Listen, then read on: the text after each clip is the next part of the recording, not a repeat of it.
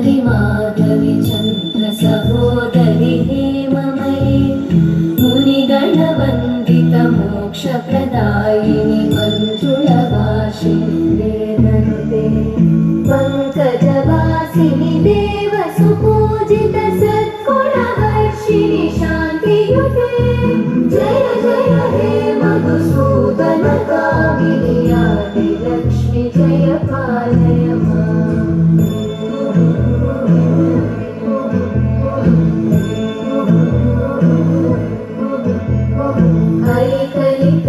ऐकलिकल्मषनाशिनि कामिनि वैदिकरूपिणि वेदमयि क्षीरसमुद्भव मङ्गलरूपिणि मन्त्रनिवासिनि मन्त्रनुते मङ्गलदायिनि अम्बुजवासिनि देवगणाश्रितपादयुते जय जय हे मधुसूदन कामिनि धान्यलक्ष्मि जय पालय माम्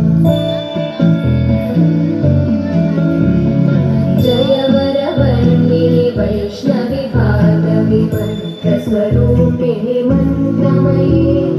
सुरगणपूजित शीघ्रफलप्रद ज्ञानविकासिनि शास्त्रनुते भवभयहारिणि पापविमोचनि साधुजनाश्रितपादयुते जय जय हे मधुसूदन कामिनि धैर्यलक्ष्मि जय पालय माम्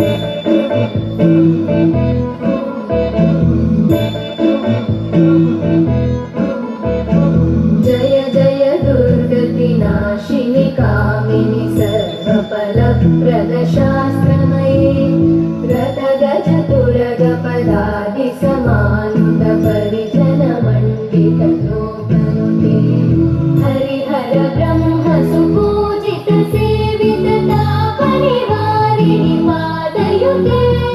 जय जय हे मधुसूदन कामिनि श्रीधरलक्ष्मी पालय माम् ऐकगवाहिनि मोहिनि चक्रिणि रागविवर्धिनि ज्ञानमये गुणगणवारिधि लोकहितैषिणि सप्तस्वरवरगाननुते सकलसुरासुरदेव मुनीश्वर मानववन्दित पादयुते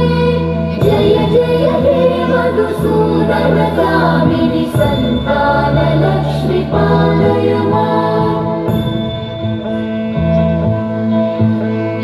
जय कमलासनि सद्गतिदायिनि ज्ञानविकासिनि गानमये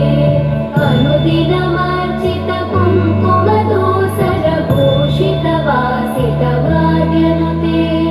कनकधरा स्तुति वैभववन्दित शङ्कर देशिक मान्यपते जय जय हे मधुसूदन कामिनि विजयलक्ष्मि जय पालय माम्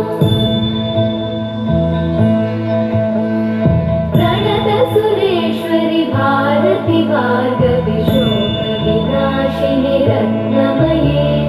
मणिमयभूषित कर्णविभूषण शान्ति समावृत हास्यमुखे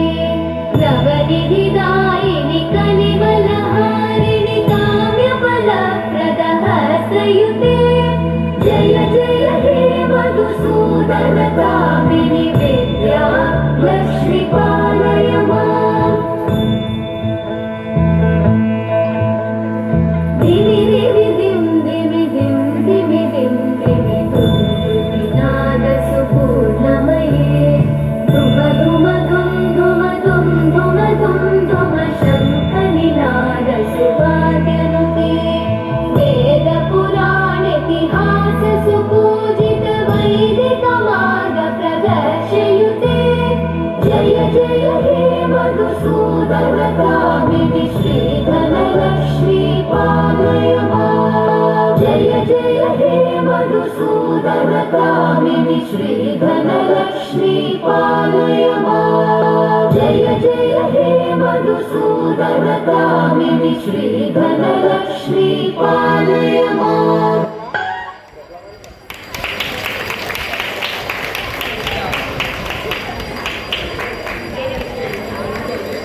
తర్వాత ప్రదర్శన